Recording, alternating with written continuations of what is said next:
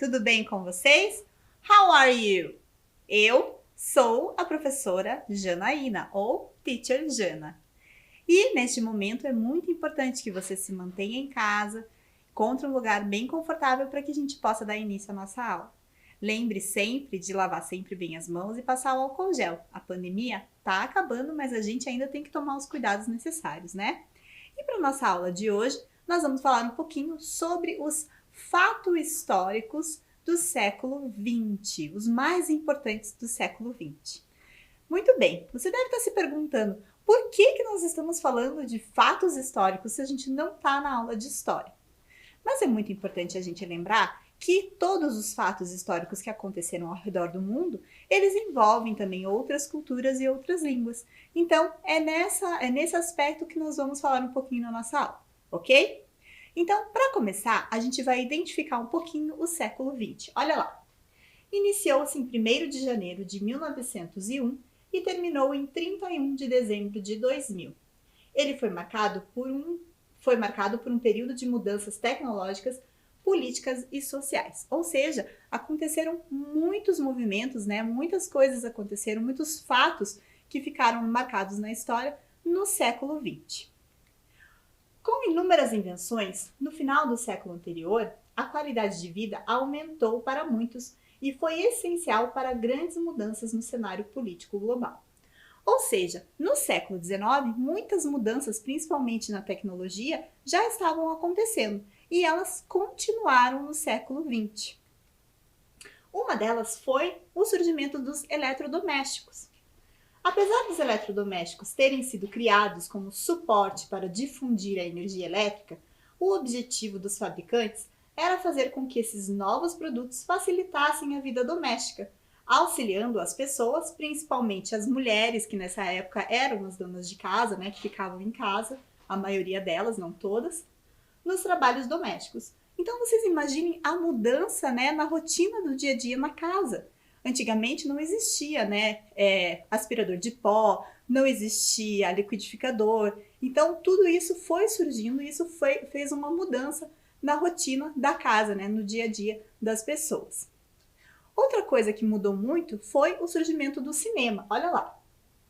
Ao longo do século XX, o cinema foi se transformando em uma grande indústria de entretenimento e ao mesmo tempo em que suas técnicas foram sendo aprimoradas. Ele já existia, né, desde o final do século XIX, mas é isso que está escrito no texto. A técnica, né, das filmagens foram cada vez mais se aprimorando. Olhem lá. O cinema, desenvolvido nos Estados Unidos da América, sobretudo em Hollywood, foi responsável pela popularização do gosto pelas salas de cinema como um local de entretenimento em várias regiões do mundo. Ou seja, no século XIX já existiam os primeiros filmes que eram passados em cafés, em pequenos locais. Mas, no século XX, começaram a existir as salas de cinema e as pessoas iam então até um local para sentar nessas salas e assistir um filme. E os gêneros, como o melodrama e o faroeste, eles estão até hoje entre os mais populares. E você aí, gosta de ir no cinema? Está sentindo falta? Agora que a pandemia está diminuindo, as salas de cinema estão começando a abrir, né? Mas a gente sempre tem que lembrar que se for para ir no cinema, é para ir sempre com os devidos cuidados, usando máscara e sempre portando seu álcool gel para passar. Uma das maiores polêmicas também que existiu no século XX é: quem inventou o avião? Para muitos foi Santos Dumont, que é o brasileiro. Mas muitas pessoas acreditam ainda que são os irmãos Wright. Muito bem, então vocês viram que, né, do século XIX para o século XX, vieram muitos avanços tecnológicos, a vida das pessoas estava em movimento, estava uma grande transformação. Mas também aconteceram alguns fatos históricos que marcaram de uma maneira não tão positiva assim a vida das pessoas. Olhem lá. No entanto, esses anos eles podem ser descritos como a época dos grandes massacres, já que foi um século permeado por guerras em todas as suas décadas. Mas 2 guerras mundiais foram a que marcaram esse século mais profundamente. Eu acho que você já deve ter estudado isso um pouquinho nas aulas de história, não? Olha lá. A Primeira Guerra Mundial foi um conflito global centrado na Europa, que iniciou em 28 de julho de 1914 e durou até 11 de novembro de 1918, ou seja, foi um pouquinho mais que 4 anos que o mundo inteiro encontrou-se em guerra. Vocês já imaginaram isso? Olha lá. O combate envolveu as grandes potências de todo o mundo, que se dividiram em dois blocos opostos: os aliados, que se encontravam a Sérvia, a Rússia, a França, a Bélgica, a Grã-Bretanha, o Japão, a Itália, a Romênia e depois os Estados Unidos.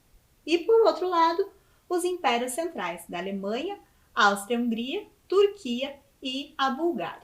Então, foi uma guerra, apesar dela ter um centro dos países na Europa, mas ela foi uma guerra que envolveu, sim, países do mundo inteiro. E para a gente entender um pouquinho mais sobre essa guerra, eu trouxe aqui para vocês um vídeo que se chama Primeira Guerra Mundial em 5 minutos. Vamos conferir comigo?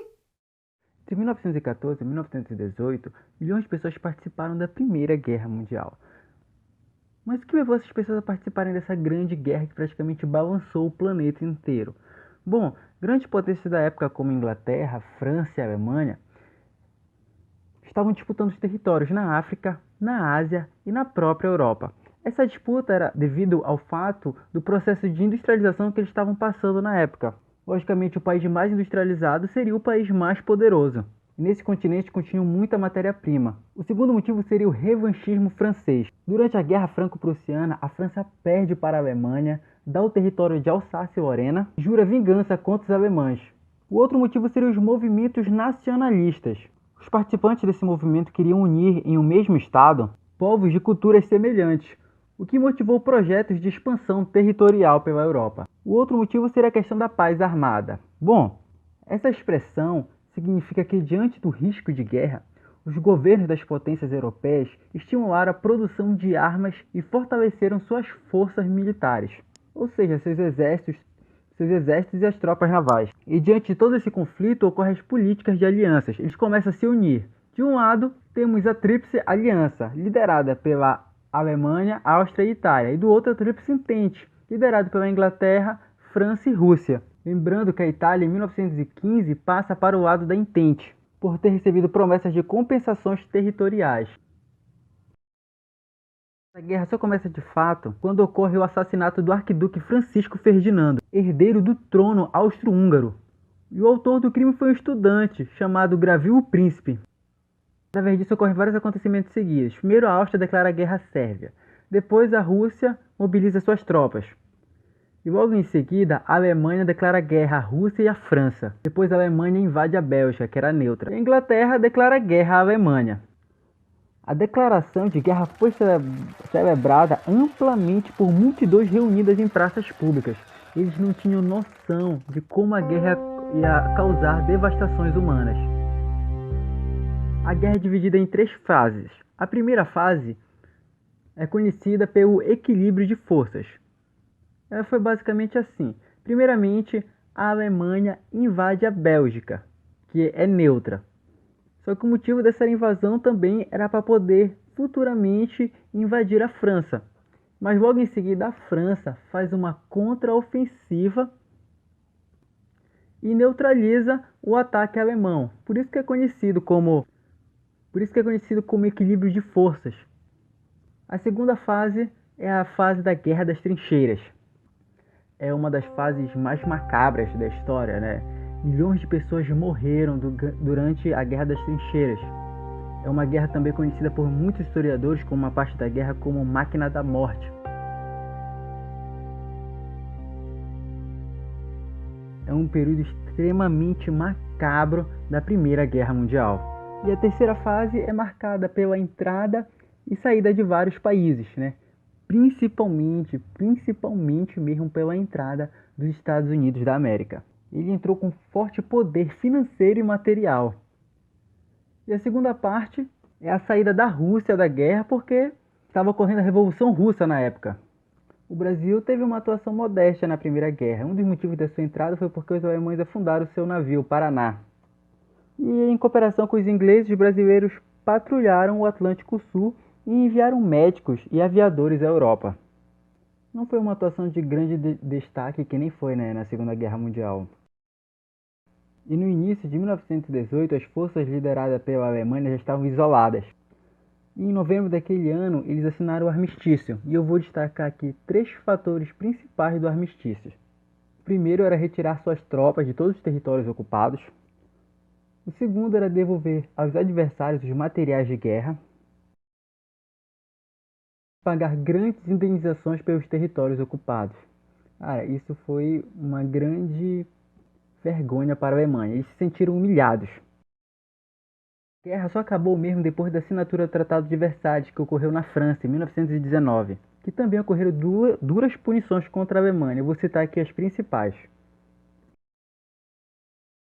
Primeiro, eles teriam que devolver Alsácia e Lorena para a França. Depois eles teriam que reduzir seu poder militar, sendo proibido constituir aviação militar e entregar todos seus navios mercantes à França e à Inglaterra.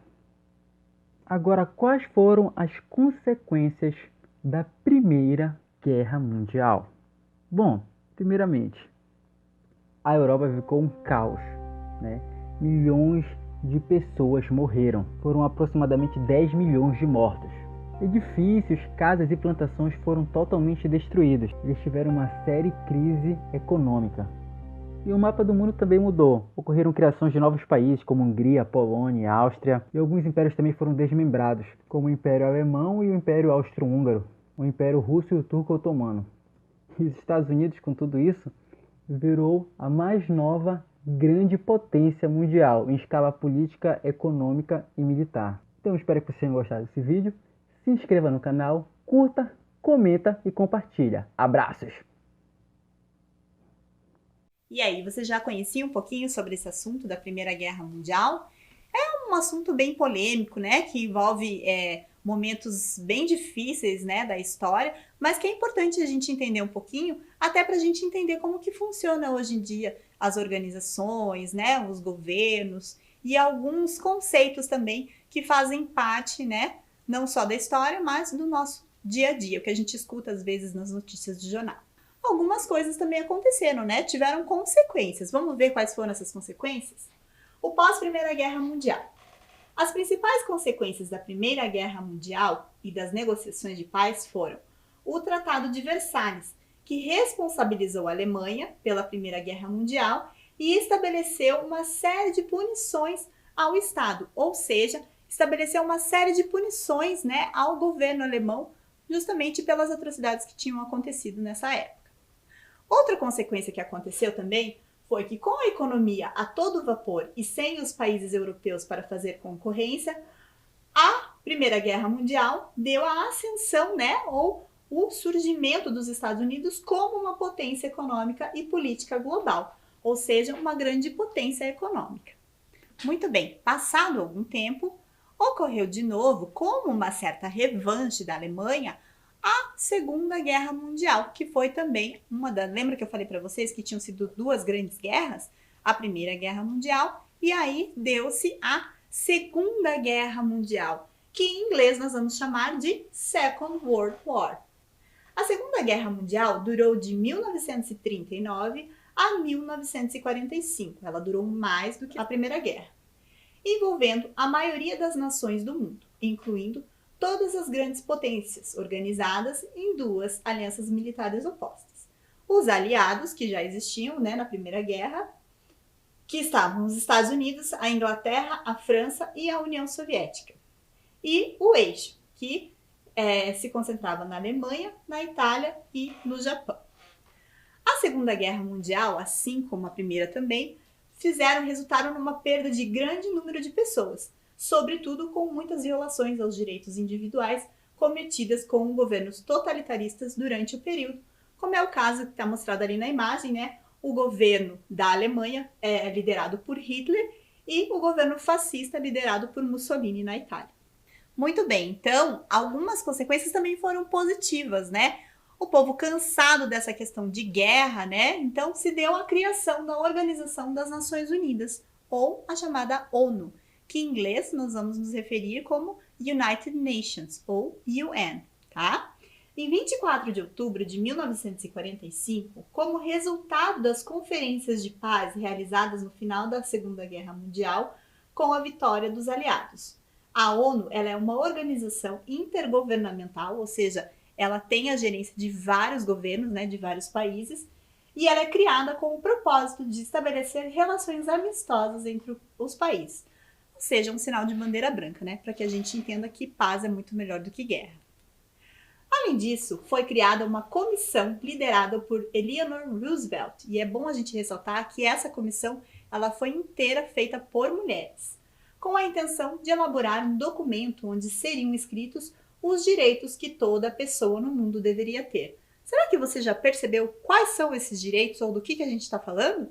Olha lá, esse documento é a Declaração Universal, formada por 30 artigos que tratam dos direitos inalienáveis que devem garantir a liberdade, a justiça e a paz mundial. Você já ouviu falar dos direitos humanos? É exatamente disso que nós estamos falando. Muito bem, é interessante a gente perceber, né, como uma grande guerra, ela pode também, ela traz, claro, consequências negativas, né, ela pode acabar com um país, com uma liderança, mas também existe um lado positivo, né, que algumas coisas que pedem a paz, como é o caso do surgimento dos direitos humanos, também surgem. Muito bem, a gente vai fazer uma parada aqui para pensar um pouquinho, como a nossa aula é de língua estrangeira e de inglês, nós vamos pensar um pouquinho no que nos remeteu ao inglês, né? Nós falamos da First World War e nós falamos da Second World War. Então, nós vamos falar um pouquinho sobre esse tipo de numeração em inglês. Vamos lá? So, it's English time. Are you ready? Muito bem, nós vamos fazendo então uma paradinha, né, nesses fatos históricos e vamos focar um pouquinho agora no inglês. Vamos aproveitar que nós estávamos vendo ali algumas palavras em inglês, né, que era o caso da Primeira Guerra e da Segunda Guerra.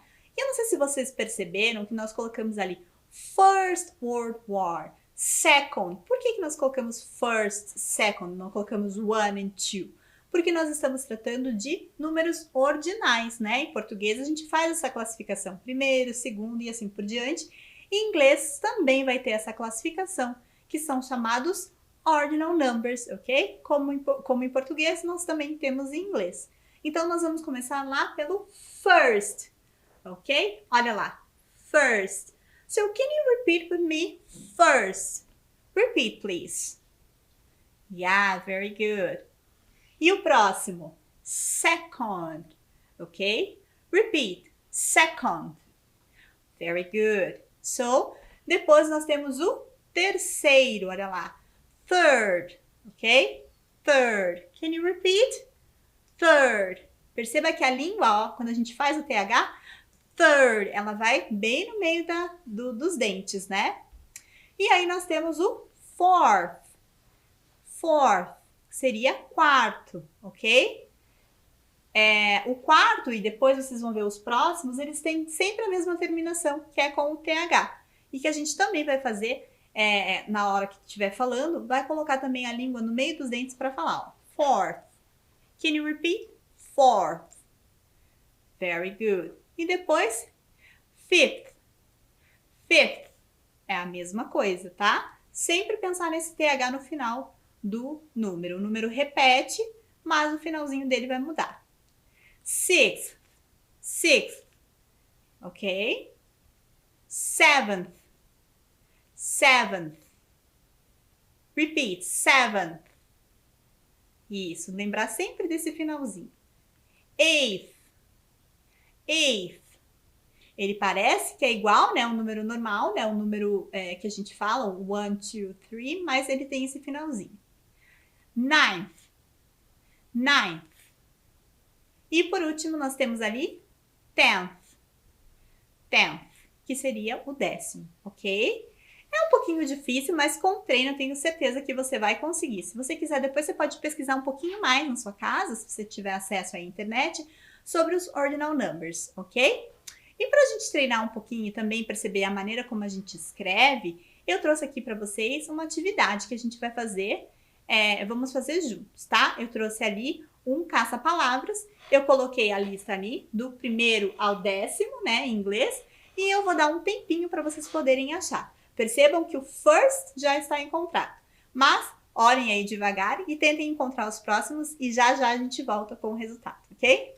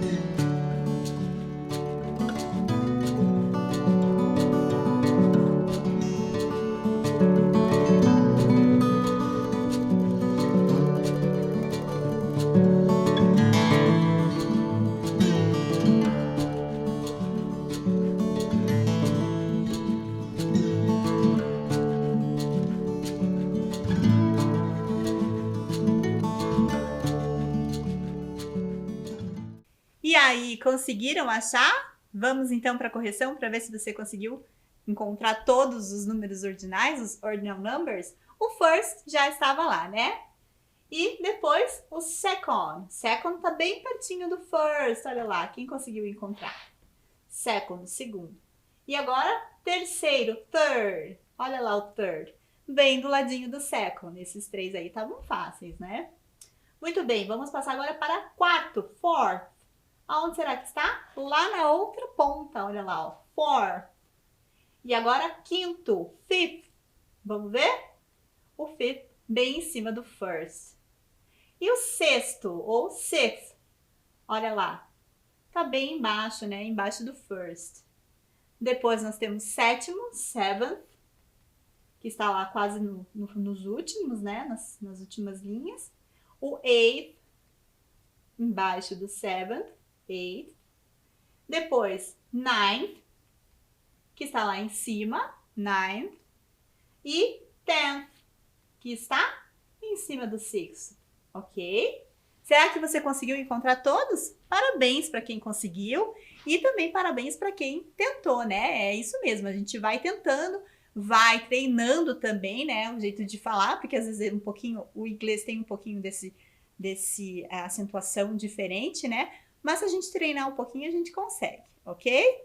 Muito bem, vamos voltar agora então a falar um pouquinho sobre os fatos históricos. Nós falamos sobre a Primeira Guerra, falamos sobre a Segunda Guerra, falamos sobre o pós-guerra, né? Pós-guerra, a Primeira Guerra e a Segunda Guerra. E agora nós vamos falar de outra guerra importante também, que é a Guerra Fria, ou a chamada Cold War em inglês.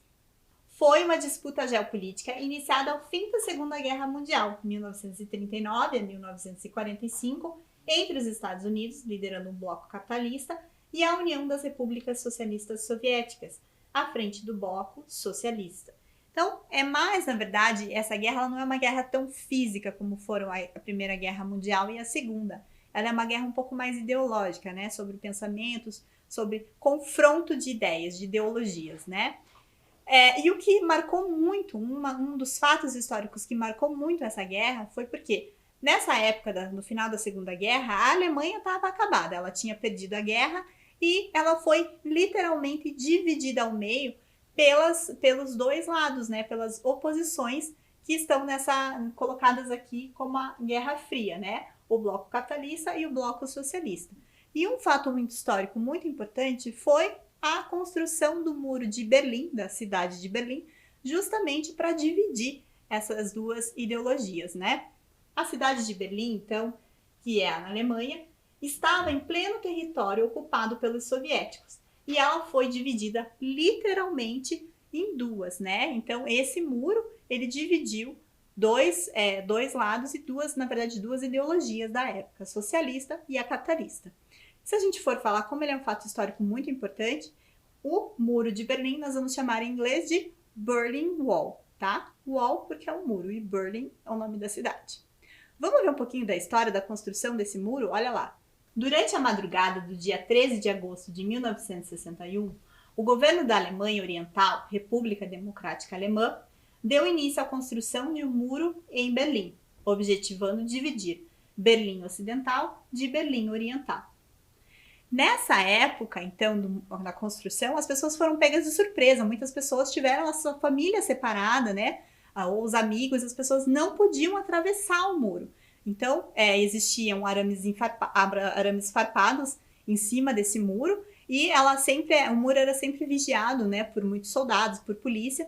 Então, quem tentasse ultrapassar esse muro arriscava a sua vida. E muitas pessoas tentaram arriscar a sua vida, né? Para passar de um lado para o outro. E muitos acabaram morrendo, né? Muitas pessoas conseguiram ultrapassar, mas infelizmente muitas pessoas ficaram separadas durante anos. E outro fato histórico muito importante do século XX foi quando se deu a queda desse muro, né? A queda do Muro de Berlim. A queda do muro aconteceu em novembro de 1989 e foi um dos acontecimentos mais marcantes do final do século XX. Ela deu início a um processo político que culminou na reunificação da Alemanha em 1990. E foi um momento muito importante porque justamente isso, como as famílias estavam separadas, muitas pessoas que eram amigas não se viam há anos, nesse momento conseguiram se reencontrar. Então foi um fato muito histórico e foi registrado, né, sempre é comemorado, né, essa queda do Muro de Berlim. E para a gente poder perceber o momento dessa queda, eu trouxe para vocês um vídeo que é sobre o aniversário da queda do muro. Vamos assistir juntos?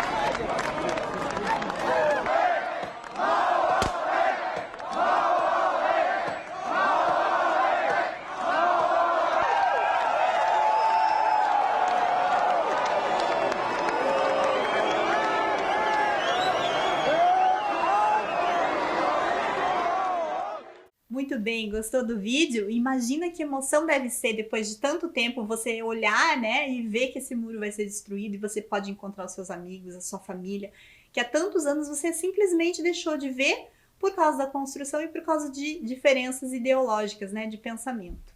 Realmente deve ser muito emocionante. E é tão emocionante que até hoje os alemães comemoram. Muito bem, vamos para outro fato histórico? Olha lá. No século XX também foi marcado, né, pela corrida espacial. A bordo da nave Vostok 1, o cosmonauta soviético Yuri Gagarin se tornou o primeiro humano a ser lançado ao espaço em 12 de abril de 1961, há exatos 60 anos. Esse foi o primeiro grande marco da corrida espacial, protagonizada entre os Estados Unidos e a União Soviética em plena Guerra Fria, ou seja, essa chamada corrida espacial aconteceu justamente por causa dessas diferenças ideológicas entre os Estados Unidos e a União Soviética, que corriam para ver quem que ia conseguir fazer esse feito antes. E quem conseguiu foram os russos, né, a União Soviética, e justamente com o Yuri Gagarin, que tem uma grande frase que ficou famosa, que lá de cima do espaço, lá do alto do espaço, ele conseguiu dizer: a Terra é azul. Por que será que ele disse isso? Vamos pensar um pouquinho e perceber. Mas para a gente falar um pouquinho mais sobre esse assunto, eu trouxe outro vídeo aqui para vocês sobre a corrida espacial. Confere comigo. Fala pessoal, estamos aqui mais um Na Cola da Prova e hoje a gente vai trabalhar o tema corrida espacial durante a Guerra Fria.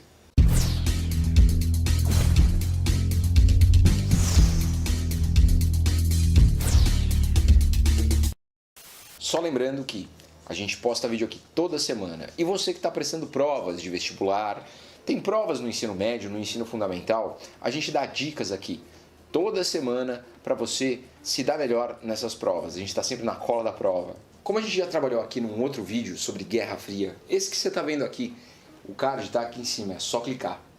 A Guerra Fria, ela foi um conflito que envolveu Estados Unidos e União Soviética e ela se deu indiretamente através da geopolítica, da disputa geopolítica, da corrida armamentista e da corrida espacial. No vídeo de hoje, a gente vai tratar exclusivamente sobre a corrida espacial, hein? A gente vai falar só sobre esse assunto e como essa corrida mudou a forma da gente viver em sociedade hoje. Essa história tem o seu marco em outubro de 1957, quando o primeiro satélite artificial vai para o espaço, vai orbitar aí a Terra. Esse satélite se chamava Sputnik e foi lançado pelos russos. A propósito, Sputnik em russo significa satélite. No caso, o Sputnik é esse que você está vendo aqui, o primeiro satélite artificial a girar em volta do globo terrestre. Globo, hein? Essa imagem gerou um grande impacto nos Estados Unidos. Como assim? Os soviéticos lançaram o primeiro satélite no espaço. Meu Deus, eles estão observando a gente. E esse impacto não foi apenas no governo americano, se deu em toda a população. Afinal, a gente está no meio da Guerra Fria, a gente tem a ameaça vermelha do outro lado do mundo. Uma guerra atômica era iminente. No mês seguinte, os russos enviaram um ser vivo para o espaço, a cadelinha Laika, e o mundo ficou ainda mais espantado. E além disso, a pobre cadelinha Laika, foi com passagem só de ida. Russos malvados! Os Estados Unidos tratou de correr atrás do prejuízo. Nos meses que se seguiram, eles fizeram várias tentativas de enviar um satélite para o espaço também, mas essas tentativas foram totalmente fracassadas. Os norte-americanos estavam muito atrás nas tecnologias de propulsão de foguetes. É nesse contexto que nasce uma agência espacial civil apenas para trabalhar com a questão espacial. Ela mesma, moçada. A NASA. A NASA foi criada às pressas, na tentativa de alcançar o mais rápido possível os russos.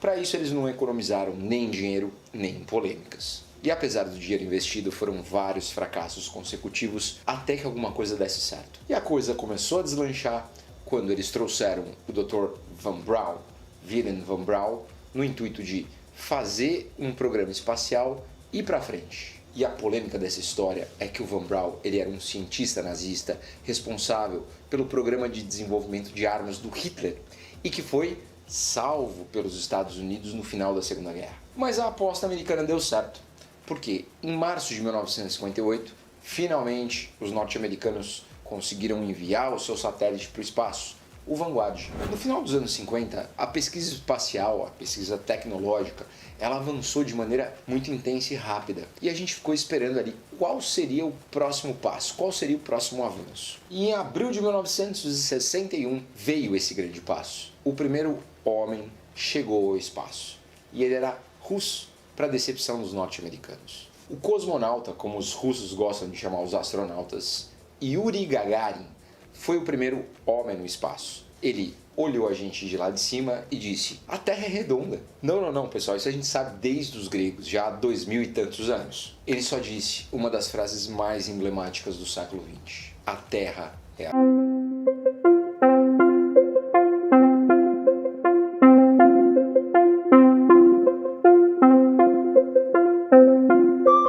Viram esse feito um ano depois com o astronauta John Glenn. No entanto, logo na sequência, os russos enviaram a primeira mulher para o espaço. Na década de 1960, a corrida avançava a passos largos. Novos feitos eram alcançados a cada novo lançamento. A gente vai ver satélites mais precisos que conseguiam fazer transmissões cada vez mais eficientes. A gente via foguetes que eram muito mais seguros, mas todo mundo só se perguntava: quem vai chegar na Lua primeiro? Finalmente, em julho de 1969, o astronauta Neil Armstrong, o norte-americano Neil Armstrong, ele foi o primeiro homem a pisar na Lua. O mundo todo parou para ver esse cara aqui dar um pequeno passo para o homem, mas um grande passo para a humanidade. Os Estados Unidos decretaram aí a vitória. Vencemos a corrida espacial. Mas se a gente pensar bem, ambos os lados contribuíram muito para que o homem evoluísse, conquistasse cada vez mais tecnologias e avançasse na forma que a gente vive hoje em sociedade. E foi graças à corrida espacial que coisas que fazem parte do nosso dia a dia, que a gente acha normal, surgiram, como, por exemplo, o GPS, câmeras de celular, o próprio celular. a gente tem transmissões ao vivo, a gente tem a internet e até coisas banais, como por exemplo a caneta esferográfica e o travesseiro da NASA. E é isso aí, pessoal. Ficamos aqui mais Na Cola da Prova, agradecemos a audiência e a gente se vê semana que vem. Até mais e valeu! Nossa, deve ser muito empolgante, né, da gente pensar um pouquinho sobre essa corrida espacial, né, ao mesmo tempo que é uma coisa de diferenças ideológicas, de ficar ali, né, concorrendo, mas ao mesmo tempo também instiga o homem a ir atrás e avançar cada vez mais, né, nessa questão né, de descobrir um pouco mais sobre o que existe no espaço e fora da Terra. E foi nesse pensamento também que o homem chegou à Lua. Foi em 20 de julho de 1969, os astronautas da nave espacial Apollo 11 dos Estados Unidos pisaram na Lua. Pela primeira vez na história, o homem caminhou sobre o solo lunar. Você já pensou como isso deve ter sido impactante, né, na época? E Neil Armstrong, que era um dos astronautas, deixou também a sua frase, né, registrada, que isso, apesar de ser um passo pequeno, né, para o homem, mas ele é um grande salto para a humanidade, justamente por todo esse avanço tecnológico de de desvendar, né, essa parte do espaço e da Lua, né? Deve ser muito fantástico, né, você conseguir fazer isso. Então, realmente sempre tem esse lado negativo dessa concorrência, do que as guerras geram, mas também existe esse avanço aí, né, de ir atrás e pesquisar mais. Então, é uma consequência positiva. Muito bem, outra questão, outro fato histórico do século XX que foi importante foi o movimento contra a cultura. A contracultura foi um movimento de questionamento e negação da cultura vigente, né? Que queria que as pessoas fossem para a guerra, que se alistassem. E ela visou, então, quebrar tabus e contrariar as normas padrões culturais que dominavam uma determinada sociedade. Então, os adolescentes da época já não queriam mais, né, essa questão de guerra, de concorrência. Eles queriam que a gente tivesse paz e amor. E estiveram associados à contracultura temas como o feminismo, a cultura da paz em oposição às guerras, o surgimento do rock and roll, né? Foi como um movimento de contestação dos padrões estéticos estabelecidos pela sociedade. Então, tudo isso foi gerando justamente na sociedade um momento que as pessoas queriam paz, né? Elas não queriam mais guerra e concorrência. E assim como a contestação política contra a opressão social, estabelecida por grupos de lutas pelos direitos de igualdade, principalmente os direitos civis dos afrodescendentes, que foi o que aconteceu nessa luta por esses direitos de igualdade, né, com Gandhi na Índia, que está bem representado, com o Martin Luther King nos Estados Unidos e com o Nelson Mandela na África. Mas, além disso, outra questão bem importante também que aconteceu no século XX foi o surgimento da internet. No dia 29 de outubro de 1969, foi estabelecida a primeira conexão entre a Universidade da Califórnia e o Instituto de Pesquisa de Stanford. Foi um momento histórico, uma vez que o primeiro e-mail foi enviado. Você já imaginou viver sem a internet? Os adolescentes e das crianças que estão agora prestando atenção já nasceram com a internet. Então isso foi um marco, né, na história, e pensar que as pessoas antes viviam sem a internet e hoje a gente já não percebe a nossa vida sem o uso da internet, né? Já na década de 90, o cientista, físico e professor britânico Tim Berners-Lee desenvolveu um navegador ou um browser da World Wide Web, que é o nosso www, a rede mundial de computadores e internet. Nossa, tanta coisa acontecendo, né? Tantos fatos históricos acontecendo no século XX que com certeza a gente nem se dá conta, né? E você deve estar se perguntando também, e no Brasil, será que aconteceu alguma coisa? Sim, mas isso vai ficar para a próxima aula, porque a gente já está acabando a nossa aula e agora a gente tem que pensar só um pouquinho, né? Você aí na sua casa. Pense e reflita um pouquinho. Algum desses fatos históricos influenciou a sua vida ou a da sua família?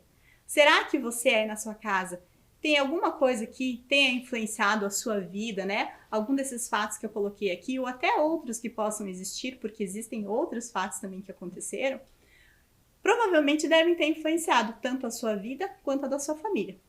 Então, converse aí na sua casa, discuta com a sua família, com os seus amigos também, para ver de que maneira que todos esses movimentos que aconteceram, com certeza devem ter influenciado a sua vida de alguma maneira. A nossa aula já está chegando no final. Eu espero que vocês tenham gostado, né? É muito assunto para a gente discutir, mas com certeza tem muita coisa aí que vocês podem difundir, né? E mostrar para outras pessoas que com certeza o conhecimento a gente sempre tem que compartilhar, tá bom? Eu espero que vocês tenham gostado. Fiquem em segurança, usem sempre a máscara quando forem sair e see you next class. Bye bye!